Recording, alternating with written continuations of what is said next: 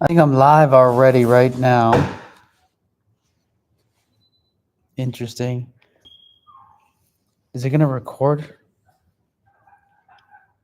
My first time doing this. Set up an overlay for your breaks. I have no idea what that means. Okay. Oh, I can share my screen also on here?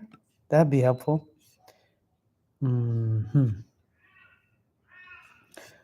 Okay, so this video is about the parable of 10 Minnas, if I'm pronouncing it properly, and how Jesus actually taught the law of attraction, and people don't realize that it's from the Bible. They think it's something else and some other, non-biblical, esoteric philosophy. But really, it's already there in Luke 19. So in Luke 19, 11, it talks about a nobleman who asks his servants to take 1 mina, which is a unit of money. I think it's like 3 months' wages or something.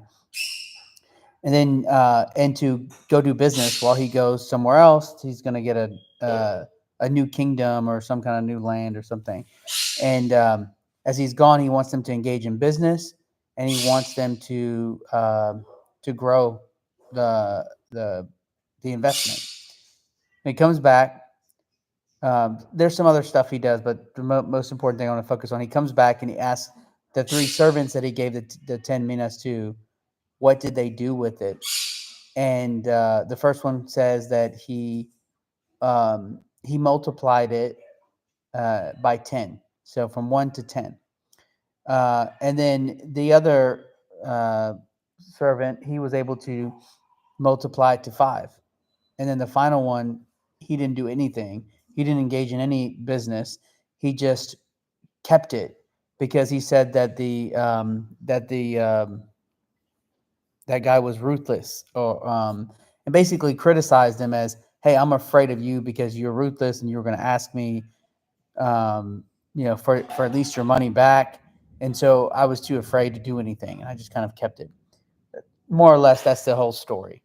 And so for the guy who did 10, the nobleman was happy and told him that now you'll be in charge of 10 cities because you were able to grow to 10 minas. The second servant was now in charge of 5 cities. And then the third one, he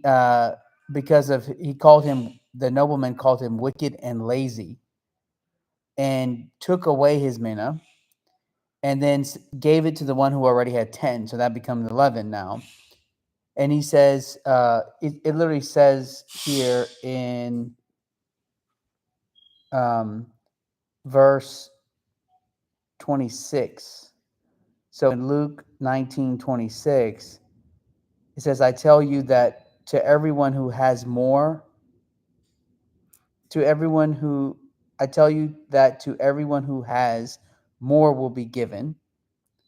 But from the one who has not, even what he has will be taken away.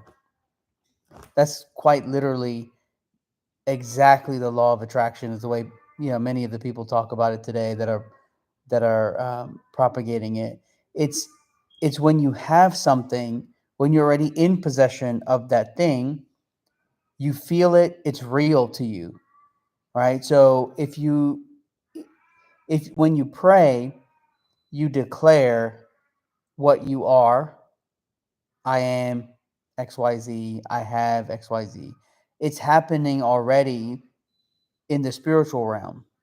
Everything that you are looking for and you want, God is your provider, right? And so rather than asking because, hey, I need this, God, or begging, you actually boldly declare things.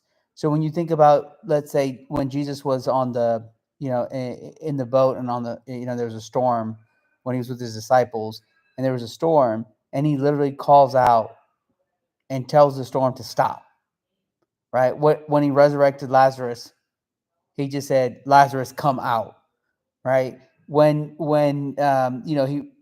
again and again, he has so many different examples of he simply speaks to it. And think about his teaching about um, you know moving a mountain, right?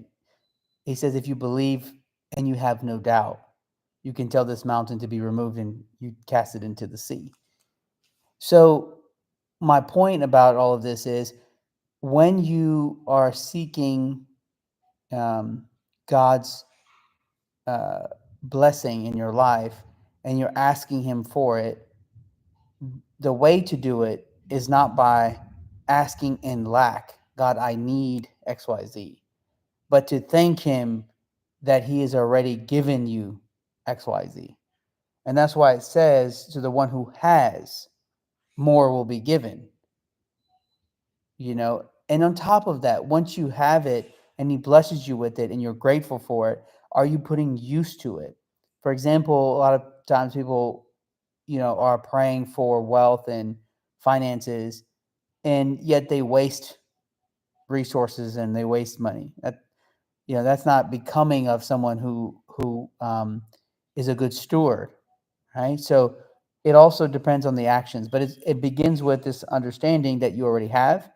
And the finished work of Jesus means that all the things that needed to happen in order for you to be a benefactor of that or co-heir of that has already been done, right? So you don't need to worry about how. You just simply need to be in the state of having, and then and then simply tell God that thank God for what you have, and then boldly declare what it is that you are, and watch out for the signs and start to look for the signs and follow the signs, and God will bless you with whatever it is that you need.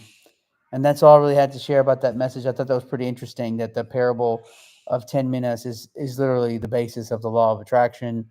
And you could just read your Bible to find out more about that, and instead of following law of attraction people. All right. Thank you. Bye.